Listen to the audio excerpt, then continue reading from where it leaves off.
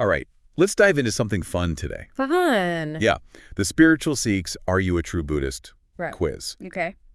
But before anyone starts thinking they're going to be judged, Right. this isn't about that. Yeah. It's more about taking some really interesting concepts from Buddhism and looking at them through the lens of this quiz. Exactly. And I think, people who listen to this show are already familiar with the spiritual seek, so we can kind of jump right in. Perfect. To their unique way of presenting these ideas. Yeah, so it's 6 questions. Oh, okay. All multiple choice. All right. Then we'll dig into the why behind the answers. Sounds good. Okay, so first question. What is the central focus of the Four Noble Truths in Buddhism? Okay. Your choices are A, the creation of the universe, B, the worship of deities, Okay. or C, the nature and cessation of suffering. Interesting. What jumps out at you when you hear those options? Well, it's interesting how the choices sort of touch on some assumptions that people have about religion and spirituality. But Buddhism is really unique, and I think the quiz highlights this by zeroing in on option C, the nature and cessation of suffering. So it's not about cosmic origins. Right. It's not about deities. No. But why is suffering so central to Buddhism? Yeah, that's really Let's not look exactly at a light topic for a quiz. Well, Buddhism is deeply concerned with alleviating suffering. Right. So the Four Noble Truths provide a framework for understanding how suffering arises, the causes of suffering, and the path to liberation. So it's not about wallowing in misery. No, not at all. It's more about recognizing that it's impermanent. Exactly. And that there's a way to transcend it. Yeah, and that's where the disclaimer in the quiz is so interesting. Oh, wow, right. Because it really emphasizes that it's more about sparking curiosity than being a Buddhism expert. Right, so it's not about being an expert. Yeah, it's about just being curious. The quiz is really an invitation to engage with Buddhism on a personal level and see how these teachings resonate with your own experiences. I love that. Yeah. Okay, so speaking of personal experiences, think about how often you encounter suffering in everyday life. Yeah. It doesn't have to be some major tragedy. It could be, stress at work or disappointment or even just or traffic. Traffic, yeah. Frustration. Exactly. Suffering, as Buddhism defines it, is a universal human experience. Okay. So just recognizing that is the first step towards understanding and addressing its root causes. Right. Deep stuff. Yeah. Okay, question 2. Okay. Dives into some heady philosophy. All right. What does anatta refer to in Buddhist philosophy? Okay. And here are your options. Okay. A, reincarnation cycle. Reincarnation cycle. B, the eternal soul. Or C, non-self or absence of an unchanging self. Interesting. Which one intrigues you the most just hearing those? Well, option C. Okay. This concept of non-self is particularly intriguing. Right. I think it challenges our ingrained ideas about identity. Totally. We often cling to a fixed sense of self. Right. But Buddhism asks us to question that. It's a mind bender for sure. Yeah. So is non-self the correct answer? You got it. Okay. Anatta, or non-self, is a core principle in Buddhism. All right, so if there's no fixed self, then who are we? That is the big question. Yeah. Buddhism encourages us to explore. Right. It suggests that we are a constantly evolving collection of experiences, thoughts, and emotions, that we're interconnected with everything around us, and our sense of self is fluid and impermanent. So anatta is directly related to this impermanence we were talking about earlier. Exactly. Everything is constantly changing, including ourselves. Yeah, it's like a river. Oh, yeah? Always flowing. Right. Never the same. It's a great analogy. Yeah. It's like the river changes constantly, but it retains its identity as a river. Exactly. Similarly, we're in constant flux. Yeah. But we perceive ourselves as this cohesive being. Yeah, and clinging to that fixed self leads to suffering because it's an illusion. Okay, so I see how that connects to the goal of the quiz. Right. To prompt reflection. Exactly. All right, question 3 gets practical. All right. What does right livelihood mean within the Eightfold Path? Okay. So your choices are A, avoiding work for spiritual pursuits. B, pursuing any career that brings wealth. Okay. Or C, engaging in work that doesn't harm others or oneself. Interesting. So if you had to choose based on just those 3 options, which one resonates the most for you? Well, While a life of pure contemplation might sound appealing to some, yeah, really finding a balance between our material needs and our ethical responsibilities. Right. So option C, Yeah. engaging in work that doesn't harm others or oneself Right. really captures this balance. It's not about becoming a monk or chasing riches. Exactly. It's about finding a path that's aligned with your values. Yeah. So is C the answer? It is. Okay. Right. Livelihood is about choosing work that is ethically sound All right. and personally fulfilling. Mm-hmm. It's one of the 8 interconnected paths within the Eightfold Path, Right. which guides us towards liberation from suffering. But how does right livelihood work in real life? Yeah, that's the challenge. Yeah. I mean, there are so many jobs. Right. Some are more ethically ambiguous than others. Right. Buddhism encourages us to examine our work through the lens of compassion and non-harming. Mm-hmm. So, for example, a job that exploits others or harms the environment would be misaligned with right livelihood, whereas a career in healing or education or sustainability would align more closely. So consider your own career. Right. Does it align with the principles of right livelihood? Good question. Does it contribute to your well-being and the well-being of others? Yeah, and remember, this isn't about judgment. Right. It's about awareness. Okay. And making choices that are aligned with your values. Absolutely. Yeah. Okay, question 4 hits close to home. Okay. How does Buddhism view material possessions? All right. Here are your options. Okay. A, necessary for spiritual growth. B, rewards for good karma. Okay. Or C, potential sources of attachment leading to suffering. Interesting. Have you ever felt conflicted about stuff? Oh, yeah? Like wanting things, but also feeling weighed down by them? I think that conflict is something that many of us experience, especially in a society that equates material possessions with happiness. Yeah. Buddhism offers a different perspective. Material things are necessary for survival, of course. Right.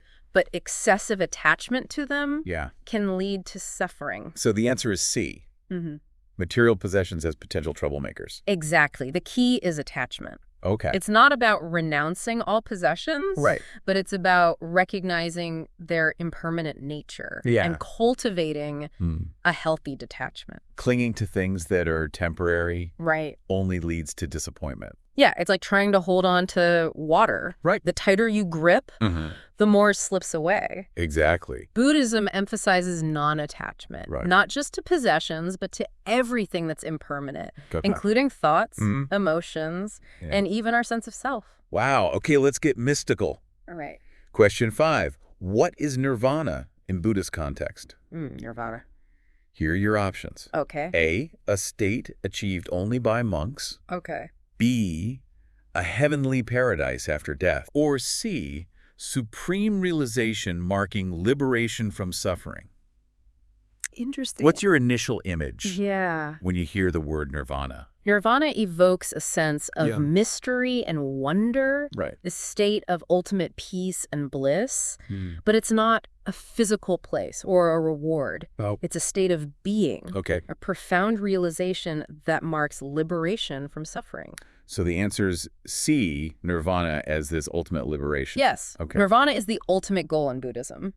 It's a state of profound peace and liberation from the cycle of suffering. So it's achievable through practice and insight, not just belief. That's right. It's a transformative experience that arises from the extinction of greed, hatred, and delusion. It sounds intense.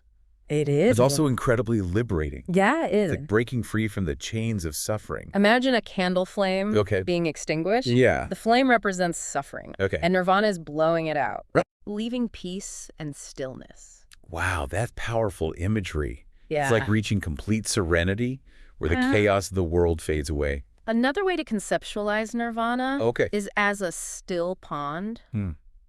The surface represents our mind. And when it's agitated by thoughts and emotions, it's hard to see clearly. But when the pond is still, our true nature is reflected. So nirvana is achieving that mental stillness, allowing insight and wisdom to emerge. That's beautiful. Like finding inner peace amidst the chaos. Okay, on to the final question. This one focuses on a practice that's gaining popularity today. Which practice is essential for achieving mindfulness, according to Buddhist teachings. Okay. So your choices are A, fasting, All right. B, ritualistic chanting, Okay. or C, mindful breathing and meditation. Interesting. Have you ever tried any mindfulness practices? I have, yeah. So, while fasting and chanting exist in some traditions, right. the core practice for cultivating mindfulness is C, mindful breathing and meditation. Okay, so it's not about emptying your mind. Right. Or forcing yourself to feel a certain way. No, it's simply noticing what's happening without judgment. So it's about cultivating this gentle, non-judgmental awareness of our inner experience. And mindful breathing and meditation are the primary tools for developing this awareness. It's amazing to see how mindfulness, which has been practiced in Buddhism for centuries. For a long time, is becoming so popular in the modern world. People are realizing its benefits, not just for spiritual growth, but for mental and emotional well-being. Absolutely. It's fascinating to see how this ancient wisdom intersects with modern science. Studies have shown that mindfulness can reduce stress, improve focus, boost the immune system. It's incredible. And anyone can do it. That's right. You don't need to be a monk. Exactly. Or a meditation expert. Even a few minutes of mindful breathing each day can make a difference. Speaking of which, why don't we try Let's do it. A simple breathing exercise right now? Everyone, take a moment to settle in and find a comfortable position. You can close your eyes or soften your gaze. Now bring your attention to your breath. Just notice the natural rhythm of your inhales and exhales. Don't try to control it. Just observe. Just observe as you breathe in. Feel the coolness of the air entering your nostrils as you breathe out. Notice the warmth. Leaving your body. Continue breathing this way. Gently guiding your attention back to your breath whenever it wanders. See how easy that is. It is. Just a few moments of mindful breathing can bring calm and clarity. Absolutely. Let's take a few more breaths together. Savoring this moment of stillness. And when you're ready, gently open your eyes. And return to the room. Feeling refreshed. That was wonderful. It was. I feel much more grounded. After that little break. So we've explored all 6 questions. We have. From the spiritual Sikhs. Are you a true Buddhist? Quiz. That's a great quiz. Remember, this wasn't about a score. It was about exploring. Exactly. How do you feel? Did anything surprise you? What's fascinating is how the quiz acts as a gateway to the world of Buddhist thought. Each question touches upon a key principle that could be explored in much greater depth. Exactly. It's like we've just scratched the surface. And that's the beauty of it. Absolutely. It makes you want to learn more. Build deeper. So what aspect of Buddhism intrigues you the most? What resonated with you? What questions came up? I encourage you to follow that curiosity and see where it leads. Maybe explore the concept of non-self. Or delve deeper into mindfulness. That's a great challenge. Use this as a springboard for your own exploration. There's a wealth of resources available. Absolutely. Books, websites, local groups. Don't be afraid to reach out, ask questions, and explore different perspectives. Exactly. Learning is a lifelong journey. It is. Speaking of discovering new things, what about the structure of the quiz itself? How effective is it? As an introduction to Buddhism? I think it's a really clever way to spark interest. The questions touch upon these key concepts without getting too technical, and the multiple choice format makes it accessible even for beginners. Plus, who doesn't love a good quiz? It's a fun way to learn and maybe even surprise yourself. And the disclaimer at the end is important because it really emphasizes that the quiz isn't a definitive assessment of knowledge. It's an invitation to explore further. Exactly. It's a stepping stone. A way to open the door to the world of Buddhist thought. And the explanations for each answer are so insightful. They are. They offer a concise overview of these key concepts, providing a good foundation for further learning. They're like little nuggets of wisdom. They are. That leave you wanting more. And they're written in such a clear, accessible language that anyone can understand. So if someone takes this quiz and they're intrigued by a certain concept, where should they go from there? That's a great question. What are some good resources? Well, there are so many. Yeah. For starters, there are some great introductory books on Buddhism. Any favorites? Buddhism for Beginners. Yeah. By Thich Nhat Hanh. I love that one. It's classic. It's clear. Compassionate introduction to the core teachings. Another great option is What the Buddha Taught. Oh, that's a good one. By Walpola Rahula. It's more comprehensive. It is.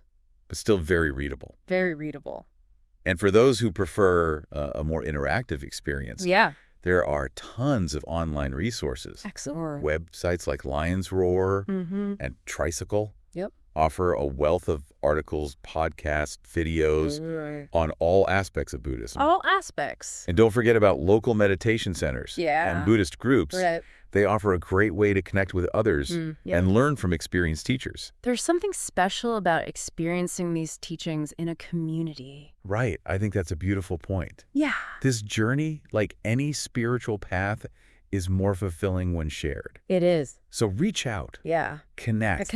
And support each other. Find your paths. Finding your paths. The path of awakening isn't a destination, but a lifelong adventure. Right. The journey. Well said. Yeah.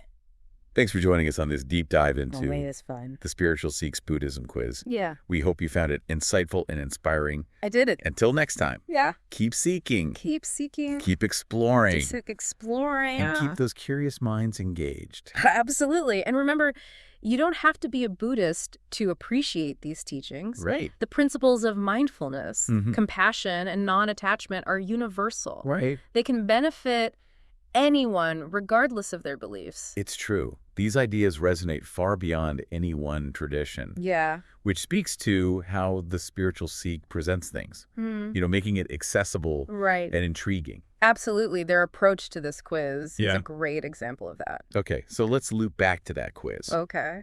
We just finished talking about resources for learning more about Buddhism. Right. But what stands out to you most? Yeah. From our deep dive into the quiz itself? Well, I think the interconnectedness of the teachings is really striking. Oh, yeah. They all point to this same underlying truth, this impermanence, the importance of non-attachment, and this path to liberation from suffering. Right. And these concepts, while complex, are deeply rooted in our human experience. It's like Buddhism offers this roadmap. Yeah. For navigating life's ups and downs with wisdom and compassion. Right. It's not about escaping the world or becoming a monk, Right. but transforming our relationship to suffering. Yeah. To find that true peace within. And that transformation isn't an overnight thing. Right. It's a gradual process of learning, practicing, and cultivating new ways of thinking and being. It's a lifelong journey. Yeah. And the beauty is we can start right now. Speaking of starting right now, I'm reminded of a teaching from the Buddha himself. Okay. Do not dwell on the past. Do not dream of the future. Concentrate the mind on the present moment. Such a perfect reminder. It is. Especially in our fast-paced world. Right. It's so easy to get lost in regrets or anxieties. Yeah. But true peace lies in embracing the present. That's where mindfulness comes in. Right. Being fully present with whatever arises Yeah. without judgment or resistance. Like hitting pause on autopilot. Exactly. And becoming truly aware of what's happening within us and around us. It's about savoring our experience. Okay. Noticing those subtle details that we often miss when we're lost in thought. Now, you mentioned earlier that the spiritual seek does a great job of presenting complex ideas in an accessible way. Right. Can you talk a little bit more about the specific format of their Buddhism quiz and why it works so well? Well, the quiz format's inherently engaging. Right. It taps into our natural curiosity and our desire to test our knowledge, and the multiple choice structure makes it easy to participate. Yeah. Even if you're new to Buddhism. It's like a game. Yeah, it is. A fun way to learn without feeling intimidated. And the questions are cleverly crafted to touch upon these key concepts in a way that sparks curiosity rather than overwhelming people with information. The quiz feels lighthearted. It does. But the ideas it explores are quite profound. That's the brilliance of it. Right. It's an invitation to explore a deeper level of understanding without feeling pressured or judged. So it's not just about getting the right answers. Right. But it's about using those answers as a starting point. Exactly. For further reflection. Yeah, and the explanations provided for each answer are crucial in this regard. Okay. They offer these concise but insightful overviews of key concepts, providing a solid foundation for further exploration. Okay, so let's say someone takes this quiz. Okay. And feels inspired to learn more about Buddhism. What advice would you give them? I would say... Where should they start? Start by reflecting on what resonated with you the most. Okay. What sparked your interest? Was it the idea of non-self? Right. The concept of mindfulness? Yeah. Or perhaps the principles of the Eightfold Path? It's about following that thread of curiosity. Exactly. And there's so many ways to do that. Right. You could pick up a book on Buddhism, listen to a podcast, attend a meditation class, or even just have conversations with people who are familiar with these teachings. It's about finding what works best for you. Exactly. And your learning style. And remember, there's no right or wrong way to approach this. Right. The most important thing is to cultivate a sense of openness and curiosity. So it's not about becoming an expert overnight. No. But it's about embarking on this lifelong journey of discovery. Exactly. And the beauty of this journey is that it unfolds gradually, revealing new insights and understandings along the way. Speaking of new insights. Yeah. I want to touch on a specific point from the quiz that we haven't explored in detail yet. The idea of right action. Right action, okay. Which is part of the Eightfold Path. Yeah. Could you explain what this concept means? Sure. And how it relates to Buddhist practice? Right. Action is often misunderstood. Okay. That's simply doing good deeds. Okay. Or following a strict moral code. Right. While ethical behavior is certainly a part of it, right? Action in Buddhism goes deeper than that. Okay. It's about aligning our actions with our understanding of the Four Noble Truths. Okay. And ultimately with our aspiration to alleviate suffering. So it's not just about following rules. Right. But it's about acting with awareness and intention. Exactly. It's about understanding the consequences of our actions, both for ourselves and for others, and making choices that contribute to well-being rather than harm. That requires a lot of self-reflection and awareness. It does. And that's why, action is so closely linked to other elements of the Eightfold Path, like understanding. Right. And mindfulness. It's all interconnected. It is. And as we cultivate right action, we start to see how even small, seemingly insignificant actions can have this ripple effect, impacting the world around us in positive ways. It's about bringing mindfulness and compassion to everything we do. From the way we interact with others to the choices we make in our daily lives. Precisely. And this brings us to a crucial point. Okay. Right? Action is not about perfection. Okay. It's about progress. About continually striving to align our actions with our values and aspirations. We're all human. Yeah. We're all going to make mistakes. Yeah. It's about learning from those mistakes and trying to do better next time. Exactly. And that's where the Buddhist practice of compassion comes in. Okay. It's about extending kindness and understanding to ourselves, recognizing that we're all on this journey together. So action is not about beating ourselves up over our imperfections. Right. But about cultivating a mindful and compassionate approach to living our lives. Beautifully said. And as we cultivate right action, we create a more harmonious and joyful world. Right. Not just for ourselves, but for everyone around us. It's a powerful thought. It is. It suggests that our actions have the potential to create positive change. Yeah. Even in small ways. Exactly. And that's a message that's deeply relevant, especially in the complex and challenging world we live in today. So to our listeners, I encourage you to consider how you can bring the principles of right action into your own lives. Good idea.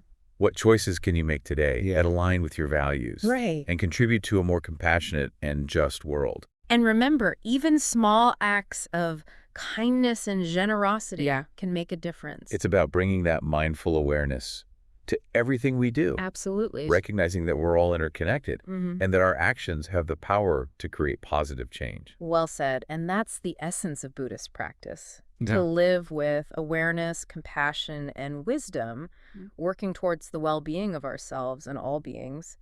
It's amazing how these ancient Buddhist teachings are so relevant to our lives today. I know, right? And the quiz is a great example of how the spiritual seek makes these complex ideas accessible. Yeah. Speaking of accessibility, I think it's worth noting that the quiz doesn't shy away from some of the more challenging aspects of Buddhist philosophy. Oh, yeah. Like the concept of non-self, right. anatta. Yeah, that's a good point. Can be a bit mind-boggling at first. It can. But the quiz introduces it in a way that sparks curiosity rather than confusion. I agree. It prompts you to think differently about who you are and how you perceive the world. And that shift in perspective, I think, is at the heart of what Buddhism is all about. It's about letting go of our fixed ideas and opening ourselves up to a new way of seeing things. So for those who might be struggling with the idea of non-self, what advice would you give them? I would encourage them to approach it with a sense of playful curiosity. Yeah.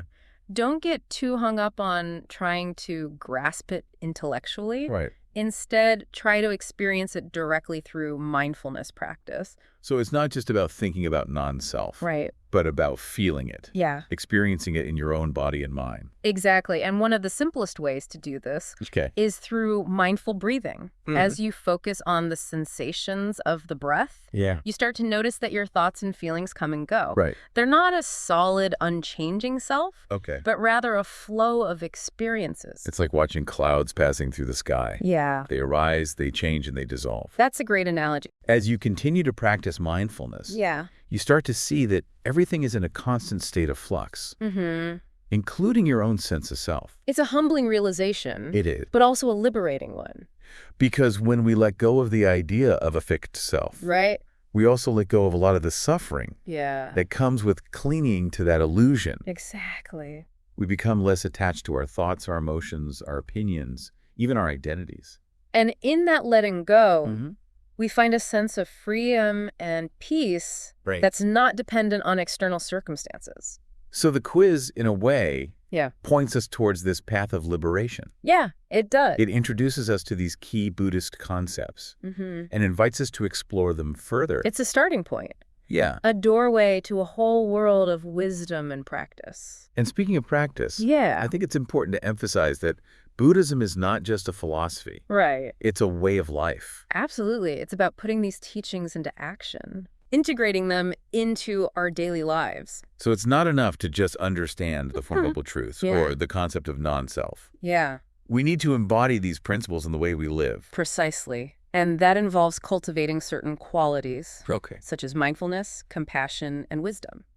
And those qualities, as we've discussed throughout this deep dive, are not just for Buddhists. That's right. They're beneficial for anyone who wants to live a more fulfilling and meaningful life. It's true. These are universal human values that transcend any particular religion or belief system. Yeah, I agree. So if you're listening to this and you're feeling inspired by these Buddhist teachings, don't feel intimidated or overwhelmed. Start small. Start small. Take what resonates with you and leave the rest. And remember, it's a journey, not a destination. Right. Be kind to yourself along the way. That's such an important reminder. It is. It's about progress, not perfection. Exactly. And as you continue on this path of exploration, you may find that the teachings of Buddhism offer you valuable tools for navigating the challenges of life and cultivating a deeper sense of peace and well-being. Well said. Thank you. Thanks for joining us on this deep dive into the spiritual seeks. Are you a true Buddhist? Quiz. It's been a pleasure. We hope it sparked your curiosity and inspired you to explore the world of Buddhism further. I hope so. Until next time, keep those minds engaged.